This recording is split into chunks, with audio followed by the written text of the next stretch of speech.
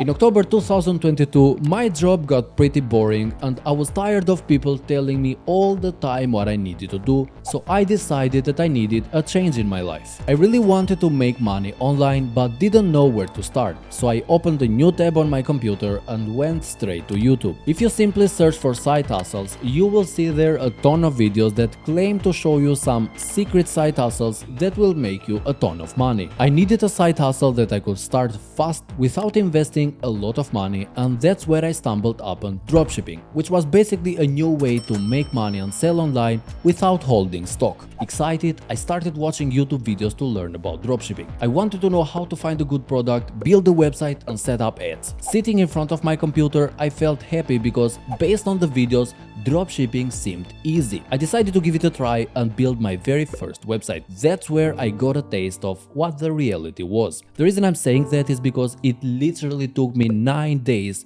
to create the website. I have to admit though, the website seemed slick, but still 9 days was too much. Then came the tricky part, creating ads. Since I had some experience with creating videos using Premiere Pro and a professional camera, I decided that I could make the ad creatives myself. To be fair, it didn't take me much to make the ad creatives, but delegating this work to professionals probably would have been a better idea, and you will see why in a second. Now, with the website and ads ready, I launched using Google Ads and a small budget of $10. I was enthusiastic, thinking I did everything right, but I spent 126 euros in a few days and only got one sale. It certainly wasn't profitable, and I didn't even consider my time and other costs like the $40 Shopify subscription. After this, I thought that dropshipping was dead, so I didn't start a new store for weeks. Partly because I was angry and partly because I didn't have enough money to try again. But the main reason was that I built some wrong expectations from these YouTube success stories. When I got bad results, I started to doubt if I was good enough for this. I almost gave up and decided to go back to my normal job. Then I heard about TikTok Organic, a new way to make money without spending on ads. The way TikTok Organic works is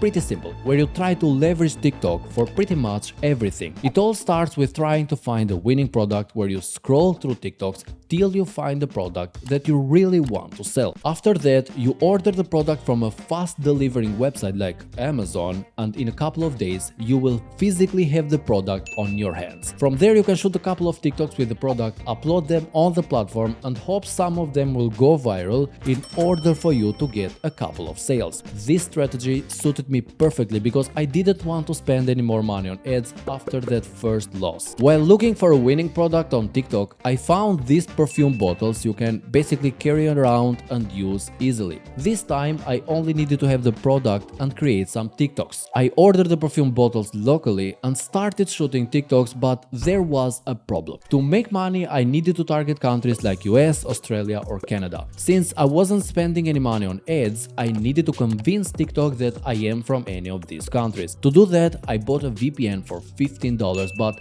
as soon as I started posting, my TikToks got no more than 50 views, and TikTok basically detected the VPN and I was practically shadow banned. To fix this, I ordered a SIM card from Amazon, and once it arrives, I will try again targeting US and Canada. During the time that I was waiting for the SIM card to arrive, I managed to get hold of an old account that I owned that had more than 1,000 followers. And for those of you that don't know this, if you have an old TikTok with more than 1,000 followers, you can practically put a link in bio and sell through it. So that is exactly what I did. I created 3 TikToks and they got around 4,000 views, and I put a clickable link in bio that redirected the viewers directly to this checkout page. Finally, a few days after working on this thing, I managed to get my very first sale at around $20. It definitely wasn't enough to cover up the losses, but it certainly felt good. As I was waiting for the arrival of the SIM card so I could try targeting US one more time, my focus shifted to another side hustle. Back in February, I started a YouTube channel, initially thinking it wouldn't generate any money. Little did I know that I would manage to turn my passion for YouTube into a source of passive income. Inspired by big YouTubers recommending YouTube as a side hustle, on February February 16th, I uploaded my very first video. Remarkably, just 50 days later, I achieved monetization. Back then, clueless about YouTube, I turned to other YouTubers for guidance on starting a YouTube channel and some potential earnings. Based on what I saw, I believed I would make tons of money in the very first few months. Spending 5 days on my first video, I hoped for thousands of views, but it barely hit 400. My strategy was simple: upload twice a week without missing a bot. However,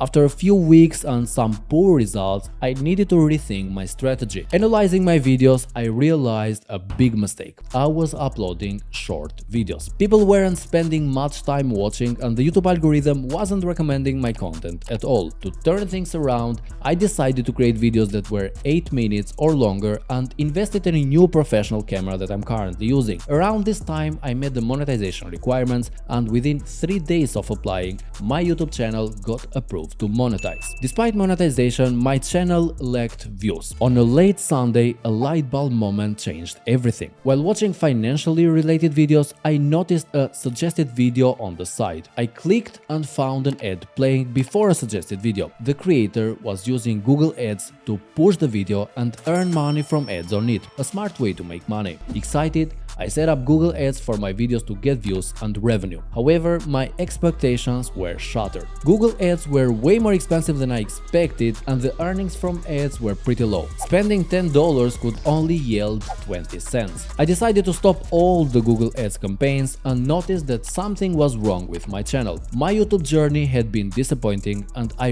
realized the click-through rate was pretty low, mainly due to the bad thumbnails. Devoting 2 weeks to Photoshop, I learned to create some eye-catching thumbnails, and the results were instant. My click-through rate soared from 1 or 2% to 6 or 7%. Thinking consistency was the key, I hoped that at least one of my videos would go viral. Attempt after attempt, I realized my videos lacked a crucial element, and that was storytelling. My videos were highly theoretical and people got bored after a couple of minutes. I needed to show what I was actually doing instead of giving out theoretical lessons. I decided to test this strategy, so on June 26th, I posted a video showing my own story of success in a particular side hustle. It got a lot of positive feedback. By now, I had mastered creating some decent thumbnails and was improving with my storytelling. But here's the thing, my videos stopped getting views exactly on the 3rd day. To see why this was happening, I decided to deep dive into my analytics and discovered YouTube's new pattern. Despite having just over 1,000 subscribers, my videos sometimes got as much as 12 or 15,000 impressions in 3 days. YouTube was testing if the video was worth showing to even more people.